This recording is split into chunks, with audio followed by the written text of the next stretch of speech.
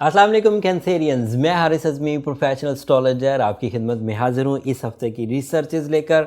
ये हफ़्ता कैंसेरियन 19 जनवरी से शुरू होकर 26 जनवरी तक चलेगा। दो मेजर चेंजेस हैं और आपके लिए बहुत अहम है।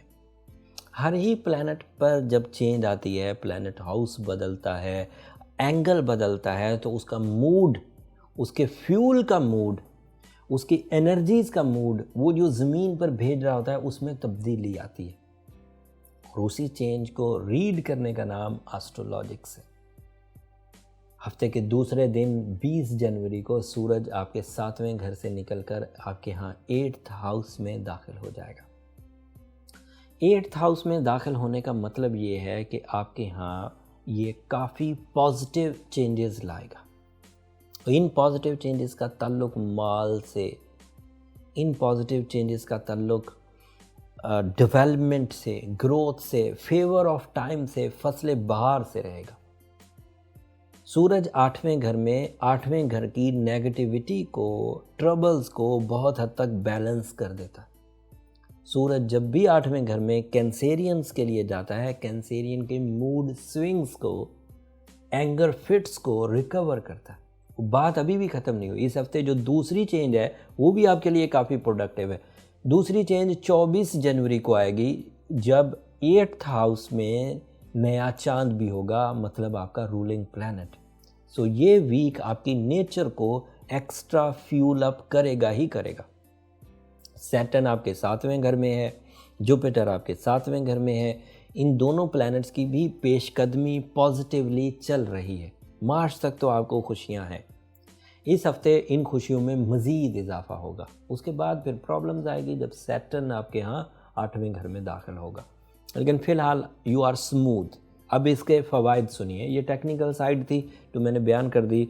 जुपिटर एंड सैटर्न आपके 7वें घर में, सन एंड मून ये न्यू इवेंट्स हैं आपके 8वें घर में, एंड मरकरी भी आपके 8वें घर में है। मरकरी 8वें घर में अच्छा नहीं था। आपकी कम्युनिकेशन को लोग रद्द कर रहे थे, आपके आइडियाज़ डंप हो रहे थे, आपकी पर्सनैलिटी पर भी नुक्ताचीनी स्टार्ट हो गई होगी। लेकिन सूरज के वहाँ अपीयर होने से नेगेटिविटी ऑफ मरकरी रिपेयर होगा, नेगेटिविटी ऑफ कम्युनिकेशन रिपेयर होगी। Now you are again on track.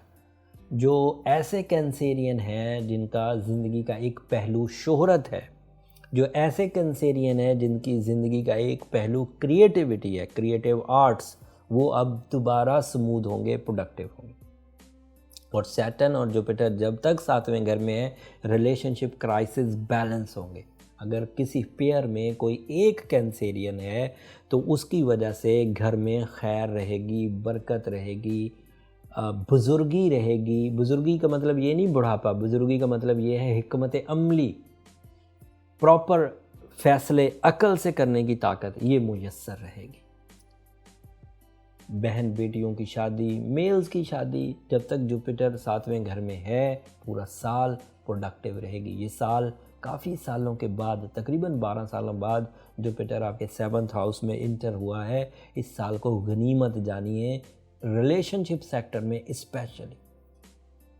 And Saturn की वजह से समंदर पार ट्रैवलिंग, मुकदमेबाजी से जीतने के लिए एफर्ट्स का तेज़ करना, समंदर पार तालीमी काबिलियत के हसूल के लिए जाना, बिजनेस पार्टनरशिप की डील बनाने के लिए समंदर पार जाना, ये भी पॉसिबिलिटीज़ में से है। एंड आपका मार्स आपके यहाँ 6th हाउस में है। That is energy booster for you, for your heart, for your brain and for your courage. So mostly planets अच्छी फॉर्म में है। एक मरकरी कमज़ोर फॉर्म में था, सूरज के आ जाने से वो भी बैलेंस हो गया है, बट अभी मुकम्मल तौर पर बैलेंस नहीं हुआ है। आपको बीइंग अ कैंसेरियन रूबी पहनना चाहिए। वैसे भी कैंसेरियंस रूबी पहनना या स्टोन थेरेपी करना एक पॉजिटिव एंड प्रोडक्टिव एफर्ट है लाइफ में। एक ऐसा वेपन, एक ऐसा टूल ऑफ सक्सेस जो आपकी अदरवाइज एबिलिटी को अमल अंगेज कर देगा, कैटलिस्ट उसमें फोर्स भर देगा, जिससे चीज़ें स्पीड अप हो जाएंगी। All type of emotions, all type of decisions, all type of mind abilities development की तरफ जाती हैं स्टोन्स के थ्रू। एंड रूबी के 8 कैरेट पहनना आपके लिए मौजूद तरीन पोटेंसी है अगर आपकी एज 25 साल से 40 साल के दरमियान है। And red colour is your lucky colour. 2 digit आपका लकी अदद है। जिनका 2 लकी अदद हो उनका 20 भी लकी होता है और उनका 11 भी लकी होता है। 11 एंड 20 यही 2 तारीखें आती हैं एक महीने में। सो ये डेट्स भी आपके लिए, चाहे ये डेट्स कमरी हो या चाहे ये डेट्स शमसी हो।